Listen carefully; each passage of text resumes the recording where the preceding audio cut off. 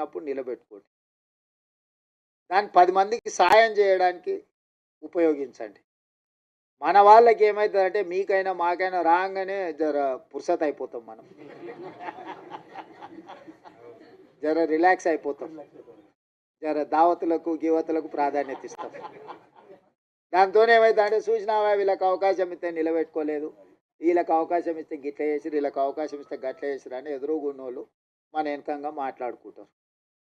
అందుకోసం నేనేమంటున్నా అంటే ఈ అవకాశం వచ్చిన వాళ్ళు కానీ రేపు భవిష్యత్తులో ఈ ఉద్యోగాలలో డాక్టర్లుగా, లాయర్లుగా, ఇంజనీర్లుగా, ఐఏఎస్లుగా, ఐపీఎస్లుగా మన పిల్లలు ఎవరైనా చివరికి హోమ్ గార్డ్ కానీ కానిస్టేబుల్ కానీ 10 మందికి సాయం చేసేటట్టు మనం దీన్ని నిలబెట్టుకుంటే ఏమవుతుంది అంటే ఇంకో 10 అవకాశాలు వస్తాయి.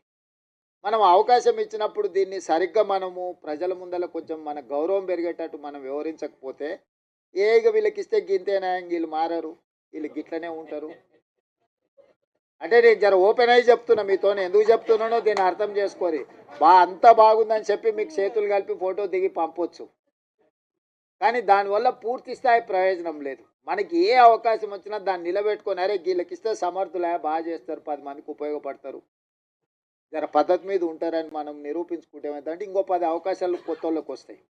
మనం దాన్ని ఆ అవకాశాన్ని మనం సరిగ్గా ఒడిసి పట్టుకోకపోతే ఏమవుతుందంటే ఎక్కడో ఒక దగ్గర వీళ్ళకి ఇస్తే ఇట్లనే చేస్తారా అని మీకు మాకు ఆ చెడ్డ పేరు రావద్దు. అందుకోసమని ఇచ్చిన అవకాశాలు వీడు ఇచ్చిన వాళ్ళకే కాదు, రేపు వచ్చే అవకాశాలలో ఏ ఉద్యోగం వచ్చినా ఎవరన్నా మనోళ్ళు వస్తే కూసబెట్టి మర్యాద ఇచ్చి పని ఉంటే చేసి పెట్టురు, లేకపోతే వాళ్ళకు సలహా ఇయ్యరు. ఒకసారి వాళ్ళకి తెలియదు పాపం, ఎక్కడి నుంచో కింద నుంచి కష్టపడి వస్తాడు, వాళ్ళకి తెలియక ఏదన్నా అట్లా ఇట్లా కొంచెం మాట్లాడతారు. వాళ్ళు కూర్చోబెట్టి మాట్లాడేది నేర్పాలి, పని ఎట్లా చేసుకోవాలో నేర్పాలి, ఈ పని ద్వారా 10 మందికి ఎట్లా మనము సాయం చేయాలో కూడా వాళ్ళకి కొంచెం ఓపిక తెచ్చుకొని నేర్పాలి. మేము అయిపోయినాం కాబట్టి మేము ఇంకా మిగతా వాళ్ళకి మేము పెద్దగా చెప్పము అనే విధానం మనకు ఉండొద్దు. ఎందుకంటే ఇది ఒక గొప్ప అవకాశం. ఈ గొప్ప అవకాశాన్ని 10 మందికి ఉపయోగపడే విధంగా చేయండి. ఏది ఉన్నా నేను ఉన్నంత వరకు మీ ఓడే ఉన్నాడు అనుకోండి కుర్చీలో. ఎందుకు చెప్తున్నా అంటే నాకేమి ఇంటికి తీసుకుపోయేది ఏంది లేదు, నేను ఏది నా ఇంటికి తీసుకుపోను. 10 మంది ఇబ్బందులు ఉన్నోళ్ళకి సాయం చేయడానికి నేను ఉన్నా. నాకు పేరు తప్ప ఇంకేంది లేదు. అరే నన్ను కనిపిస్తే మీరు నమస్కారం పెడితే నాకు సంతోషం అవుతుంది అంతే. అరే మాకు అన్న చేసి నమస్తే అన్న, నన్ను గుర్తుపట్టకపోయినా నేను మిమ్మల్ని గుర్తుపట్టకపోయినా నమస్తే పెడితే నేను చేసిన పనికి నాకు సంతోషం కలుగుతుంది. నేను అంతమించి మీ నుంచి ఏం ఆశిస్తలేదు. ఆయన సతీష్ మాదిగా ఏమన్నా పొట్టేలు కోసి దావతీయమని కూడా నేనేం అడుగుతలేదు. ఆయన కూడా అప్పుడప్పుడు చెప్తుంటా కానీ వినడు, అప్పుడు అట్లా ఇట్లా చేస్తుంటాడు. ఆయన దృష్టిలో పెట్టుకొని ఇప్పటి దగ్గర చెప్పిన శిలక్కి చెప్పినట్టు చెప్తినరా నాయన నీకెందుకు నేను ఉన్నా కదా అని అంటే ఉన్నట్టు ఉంటాడు, అప్పుడే అట్లా పోయేస్తాడు.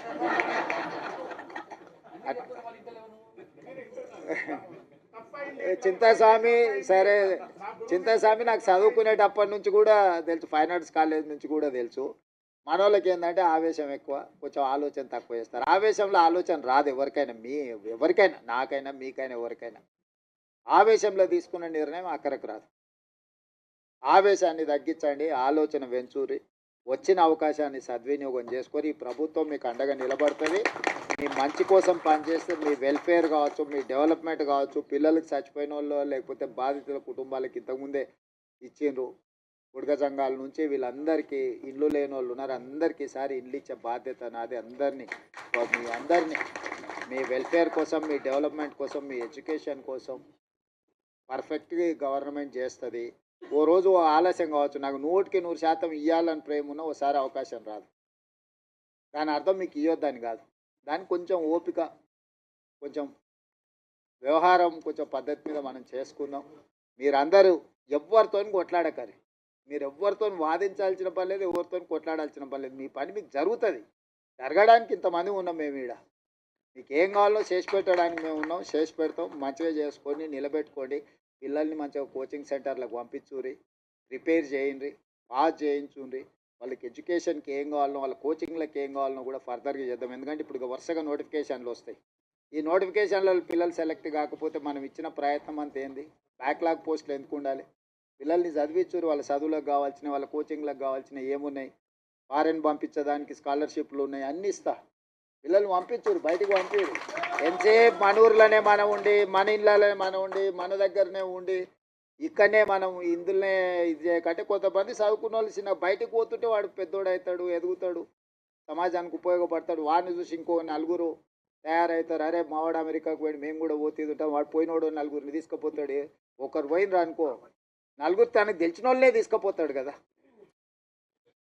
అట్లనే మన దాంట్లో కూడా ఎవరైనా పోయేది ఉంటే కొంచెం భుజం దట్టూరి చేయరి, ఏ పని ఉన్నా వచ్చి చేయించుకొని పోండి. మీ అందరిని చూసి నాకు మంచి సంతోషమైంది.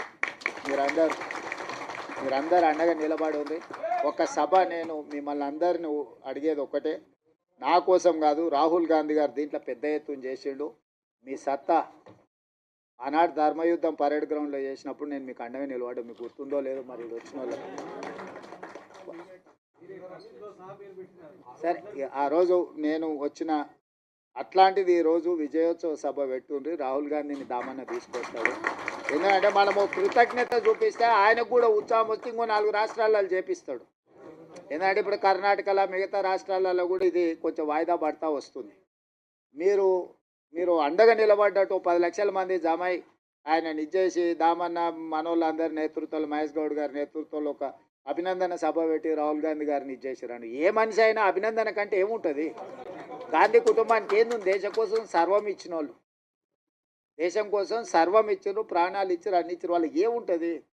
మీరు మాకు సాయం చేసారు, మిమ్మల్ని గుర్తుపెట్టుకున్నామని మీరు అందరు గట్టిగా చప్పట్లు కొడితే ఆయన ఉత్సాహంతో ఇంకా 4 రాష్ట్రాలలో చేపిస్తాడు. మన ప్రభుత్వం ఉన్న ప్రతి రాష్ట్రంలో అమలు జరిగితే ఆటోమేటిక్గా మిగతాలో కాక సెగ తగులుతూనే ఉంటుంది. తగలదా? తప్పుడు ఇప్పిస్తూనే ఉంటుంది కదా వాళ్ళ చెవులకు. అందుకోసమని ఈడ కదలంగానే అవతల పక్కల కొంచెం కదులుతూనే ఉంది కదా. ఆ పక్కన ఈ పక్కన ఆటోమేటిక్ అట్లా కదులుతుంది. అరే వీళ్ళంతా రాహుల్ గాంధీ అమ్మడు పోయేటట్టున్నారు అంటే భయానికైనా చేస్తారు. అప్పుడప్పుడు జర తెలుగుగా భయపెట్టి కూడా చేసేది నేర్చుకోండి అని తెలియజేస్తూ సెలవు తీసుకుంటున్నా. జై రేవంత్ అన్న, జై దామన్న. సార్ ఇక్కడ ఉన్న వాళ్ళందరూ ఫోటో దిగుతారు సార్, ఒక్క నిమిషం.